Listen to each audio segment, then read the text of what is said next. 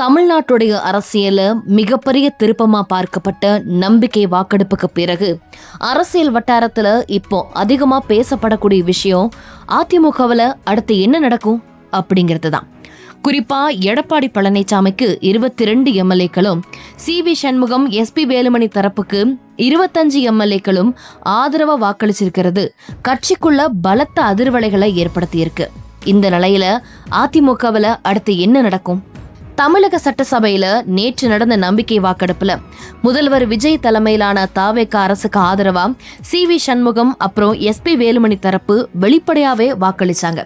இந்த விஷயம் அதிமுகவில் ஏற்பட்ட பிளவை சட்டப்பேரவையிலேயே வெளிச்சம் போட்டு காட்டுச்சு. இதுவரை மறைமுகமா இருந்த மோதல் இப்போ வெளிப்படையான மோதலாகவே மாறியிருக்கு.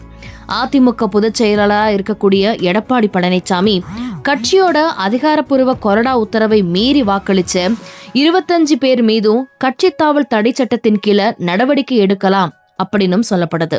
ஆனா அது சாதாரண விஷயம் இல்ல. ஏன்னா 47 எம்எல்ஏக்கள்ல 25 பேர் ஒரே அணியா செயல்படுறது கட்சிக்குள்ள பெரும்பான்மை ஆதரவு எந்த அணிக்கு உள்ளது அப்படிங்கிற கேள்வியை உருவாக்கி இருக்கு. இதுலதான் அடுத்த அரசியல் கணக்கே ஆரம்பமாகுது. இப்ப இருக்கக்கூடிய சூழல்ல எஸ்.பி. வேலுமணி, சி.வி. சண்முகம் தரப்பு நாங்க தான் உண்மையான அதிமுக அப்படிங்கிற வாதத்தை முன்வைக்க தொடங்கி இருக்கிறாங்க. அதே சமயம் எடப்பாடியோ கட்சியோட அதிகாரப்பூர்வ தலைமை நான் தான் அப்படிங்கிற நிலைப்பாட்டுல அவர் உறுதியா இருக்கிறார். இந்த பிரச்சனையில முக்கியமா பங்கு வகிக்கிறவரே சபாநாயகர் ஜே.சி.டி. பிரபாகர். சட்டப்பேரவை அதிமுக குழு தலைவர் யார், அதிகாரப்பூர்வ கொறடா யார் அப்படிங்கிறத இறுதியா அங்கீகரிக்க வேண்டியதே அவர்தான். ஆனா இதை உடனே தீர்மானிப்பாரா இல்ல காலதாமதம் செய்வாரா அப்படிங்கிறது அரசியல் வட்டாரத்துல பெரிய எதிர்பார்ப்பா இருக்கு. உண்மையிலேயே முடிவெடுக்க வேண்டியது சபாநாயகர் என்றாலும் முதல்வர் விஜயோட ஆலோசனைப்படிதான் அவர் நடப்பாருன்னு நிறைய பேர் சொல்றாங்க. இதனால அதிமுகவோட தலையெழுத்த அவர் கையில தான் இருக்கு அப்படிங்கிற கருத்தும் முன்வைக்கப்படுது. இன்னொரு பக்கம் சி.வி. சண்முகம், எஸ்.பி. வேலுமணி தரப்பு இப்போ ஒரே நேரத்துல 2 திட்டங்களை முன்னெடுக்கலாம் அப்படின்னு சொல்லப்படுது. ஒன்னு தாவேக அரசோட நெருக்கத்தை அதிகரிச்சு அதிகார பங்குல இடம்பெறது.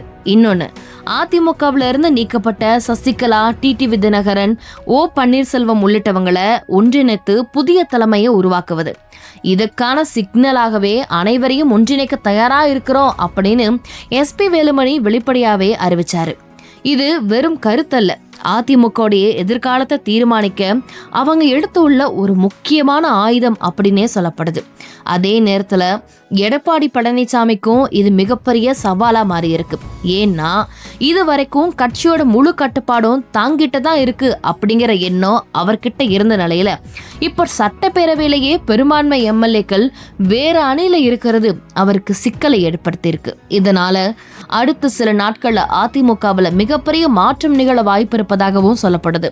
தகுதி நீக்க நடவடிக்கை, பொதுக்குழு கூட்டம், புதிய தலைமை தேர்வு, சசிகலா மீண்டும் வருகை, தாவேக அமைச்சரவையில் அதிமுக அதிருப்தி அணிக்கு இடமா அப்படிங்கிற பல யுகங்கள் அதிமுக வட்டாரத்துல பேசப்பட்டுட்டே வருது. ஒரு காலத்துல தமிழ்நாட்டு அரசியலையே முழுமையா கட்டுப்படுத்திய அதிமுக இன்னைக்கு அதிகார போட்டியால 2 பிளவா மாறி இருக்கு. இந்த மோதல்ல இறுதியா யார் வெற்றி பெற போகிறாங்க அப்படிங்கிறது அடுத்த சில வாரங்கள்லயே தெரிய வரும் அப்படிங்கிறாங்க அரசியல் பார்வையாளர்கள். இது இந்த மாதிரி பிரச்சனைகளுக்கு அப்புறம் அதிமுக எந்த அளவுக்கு எதிர்காலத்துல செயல்படும், அதை நம்பியிருக்கக்கூடிய தொண்டர்களுடைய மனநிலை எந்த அளவுக்கு இருக்கும் அப்படிங்கறத மிக முக்கியமா உற்று கவனிக்கப்பட வேண்டியது அப்படின்னு சொல்றாங்க அரசியல் பார்வையாளர்கள்.